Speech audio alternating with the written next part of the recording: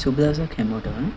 අපි බලමු කොහොමද මේ සිස්ටම් එකේ ප්‍රොඩක්ට් එකක් අපි ඇඩ් කරගන්නේ කියලා. අපිට ඒකට පළවෙනියෙන් මේ උඩ කළු පාට බාර් එකේ ප්‍රොඩක්ට් කියන ටැබ් එකට යන්න පුළුවන්.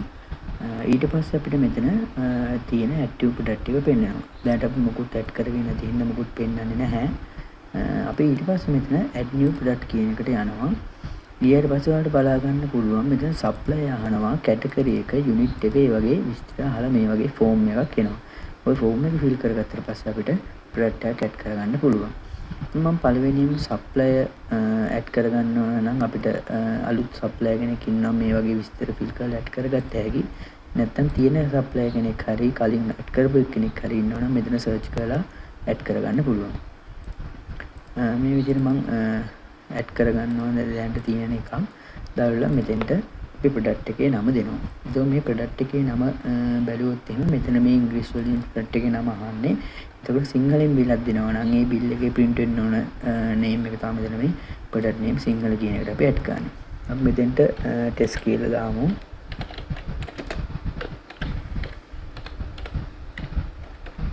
හරි. ඔය වගේ product name එක type කරගත්තා. ඊපස්සේ මෙතන සිංහලෙන් නමක් තියෙනවා නම් අපිට මෙතෙන්ට ඇඩ් කරන්න පුළුවන්. නැත්නම් මේ ඉංග්‍රීසි නම මෙයා මෙතෙන්ට දාගන්න අපි මොකුත් ටයිප් කරේ නැත්නම්. ඊට පස්සේ අපි යනවා බාකෝඩ් කියන තැනට. මෙතන බාකෝඩ් එකේදී අපිට පුළුවන් ප්‍රොඩක්ට් එකක මොකක් හරි බාකෝඩ් එකක් තියෙනවා නම් ඒ බාකෝඩ් එක යූස් කරන්න. ස්කෑනර් එකක් තියෙනවා නම් ස්කෑන් කරන්න පුළුවන්. නැත්නම් බලලා ටයිප් කරන්න පුළුවන්. යම් කිසි ප්‍රොඩක්ට් එකක බාකෝඩ් එකක් නැත්නම් ඒ කියන්නේ ඔය සාමාන්‍ය බාකෝඩ් එන්නේ නැති ප්‍රොඩක්ට් එකක් තියෙනවා අපිට මෙතන මේ ඔටෝ ජෙනරේට් කියන ඔටෝ ජෙනරේට් බාකෝඩ් කියන හරිය දැම්මනම් ඔයාලට මෙතන සිස්ටම් එකෙන් බාකෝඩ් එකක් හදලා දෙනවා. ඒක රෑන්ඩම් ඉස්සරහට මේ කවුන්ට් වෙවි තමයි හැදෙන්නේ. ඒත් ඔය විදිහට බාකෝඩ් එක දාගත්තා. ඊට පස්සේ ප්‍රොඩක්ට් ID එක අහනවා. ප්‍රොඩක්ට් ID එකට ඔයාලට කැමති එකක් දාගන්න පුළුවන්. මොඩල් නම්බර් එක, ඒ වගේ දේවල් දාගන්න පුළුවන්. මේක අත්‍යවශ්‍ය නැහැ.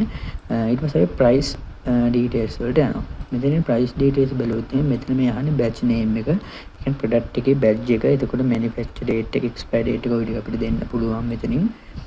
ඊට පස්සේ අපි කොස්ට් එකට යනවා. මේකෙදී අපි අහන්නේ ඔයාට ප්‍රොඩක්ට් එක හම්බෙන මිල කීයද කියලා. මම සාමාන්‍ය උදාහරණයක් 100 දානවා. ඊට අපි මේක විකුණන්නේ රුපියල් 200ට. ඒ කියන්නේ මාකට් එකේ, ඒ කියන්නේ පැකට් එක හරි මොකේ හරි විකුණන මාකට් මිල තමයි මෙතන මාකට් ප්‍රයිස් එක තමයි මේ MRP කියලා දාලා තියෙන්නේ. ඒ ප්‍රයිස් එක දැම්මා. ඊට පස්සේ ඔයාට ප්‍රොඩක්ට් එකට ප්‍රයිස් එකක්, ඒ කියන්නේ ඩිස්කවුන්ට් එකක් දෙන්න අවශ්‍ය නම් ඔයාට පුළුවන් මෙතන ඩිස්කවුන්ට් එකක් ඇඩ් කරන්න. එතකොට මෙතනදී මම 190 කියලා දෙන්නම්. ඒ කියන්නේ සාමාන්‍ය වෙළඳපොලේ 200ට විකුණන එක අපි 190ට තමයි දෙන්නේ. එතකොට ඔය වගේ ඇඩ් කරගන්න පුළුවන්. එහෙම ඩිස්කවුන්ට් එකක් ෂෙඩියුල් කරනවා නම් අපිට වෙන්නේ මේ add to bill කියන ටික් එක දාන්න ඕන.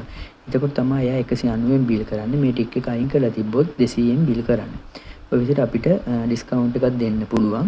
ඒක තවත් මෙතන ඔප්ෂන් එකක් දීලා දෙනවා. මේ ඩිස්කවුන්ට් එක හම්බෙන්නේ එකක් ගත්තොත් එකට වඩා, ඒ කියන්නේ උදාහරණයක් විදිහට 5 දැම්මොත් මෙතන 5 දාලා 180 දැම්මොත් එහෙම මේ ප්‍රොඩක්ට් එක සාමාන්‍යයෙන් 5ට අඩුවෙන් කෑලි ගන්නවා නම් 190ට බිල් වෙනවා. ඒතකොට 5ට වැඩියෙන් ගන්නවා නම් 180ට බිල් වෙනවා. ඔය වගේ ඔයාලා ෂෙඩියුල් කරගන්නත් පුළුවන් මේ ප්‍රොඩක්ට් එකේ ප්‍රයිස් එක. දැන් මෙතන මකමු.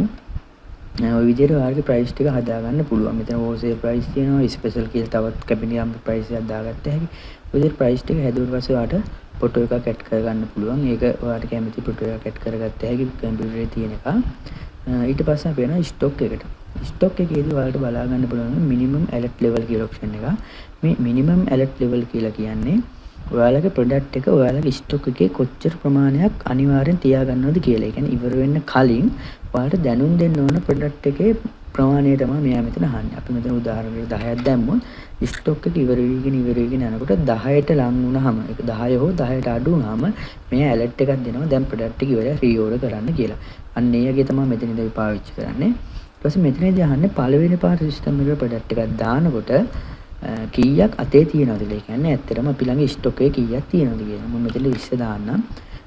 ඊට පස්සේ මෙතන ටික් ටිකක් දාන්න තියෙනවා. බාකෝඩ් එකක් print කරනවද, ස්කේල් අයිටම් එකක්ද, මේ කියන්නේ කිරණ බඩුවක් හා සම්බන්ධ අයිටම් එකක්ද, ස්ටොක් එක මේන්ටේන් වෙනවද නැද්ද, ඔය වගේ ප්‍රොඩක්ට් ටිකක් දාන්න තියෙනවා. මේ ප්‍රොඩක්ට් එක දාද්දි මේ වගේ ටික ටිකක් වෙනම දාන්න තියෙනවා. ওই ටික දාගෙන ඔයාලට අවශ්‍ය විදිහට මේ ෆෝම් එක ෆිල් කරගෙන ඇඩ් ප්‍රොඩක්ට් දුන්නාට පස්සේ මේ විදිහට ප්‍රොඩක්ට් එක ඇඩ් වෙනවා. මෙතන ඇඩ් කියලා මැසේජ් එකක් එනවා. එතකොට ඒ වගේ ප්‍රොඩක්ට් එක ඇඩ් වුණාට පස්සේ මෙතන ඇක්ටිව් ප්‍රොඩක්ට් ලිස්ට් එකට ගියාට පස්සේ ඔයාලට බලා ගන්න පුළුවන් මෙතන ප්‍රොඩක්ට් එක ඇඩ් වෙලා තියෙනවා. එතකොට මේකෙදී ඔයාලට පුළුවන් ඒ ප්‍රොඩක්ට් එකේ මොකක් හරි වෙනසක් කරන්න. ඒ කියන්නේ ප්‍රයිස් එකක් වෙනස් කරගන්න. එතකොට ප්‍රොඩක්ට් එකේ නම වැරදුනා නම් ඒක හදාගන්න. ඒ වගේ දේවල් කරගන්න පුළුවන් මෙන්න මෙතන මේ එඩිට් කියන එක ක්ලික් කරලා ආයේ ප්‍රොඩක්ට් එක ආපහු නැවත අපිට එඩිට් කරලා අප්ඩේට් කරන්න හැකියාව තියෙනවා. ඊට අමතරව ප්‍රොඩක්ට් එක ඩිලීට් කරගන්න. ඊට පස්සේ බැජ් එකක් තියෙනවා නම් තව බැජ් ආවොත් ඒ වගේ ප්‍රයිස් ටික මැනේජ් කරගන්න. ප්‍රයිස් කීපයක් දාගන්න. ඒ වගේ ඔප්ෂන් එකකුත් දීලා තියෙනවා අපි මෙතන. ඊට පස්සේ ඔයාලට මෙතනදී සාමාන්‍යයෙන් ෆෝන් ෂොප් එකක් වගේ පාවිච්චි කරන කෙනෙක් නම් හෝ මොනවා හරි ඉලෙක්ට්‍රික් අයිටම් ඒ වගේ ඉමි සම්බන්ධයෙන් මොනවා හරි පාවිච්චි වෙන ප්‍රොඩක්ට් එකක් තියෙනවා නම් ඉමි එක ඇඩ් කරගෙන තියාගෙන ඒ වගේ ඔප්ෂන් ටිකක් දීලා තියෙනවා. So ඔය විදිහට තමයි අපි ප්‍රොඩක්ට් එකක් මේ සිස්ටම් එකට ඇඩ් කරගන්නේ. අපි ඊළඟ වීඩියෝ එකෙන් හම්බ වෙනකම් ඔය කට්ටියට සුබ දවසක්.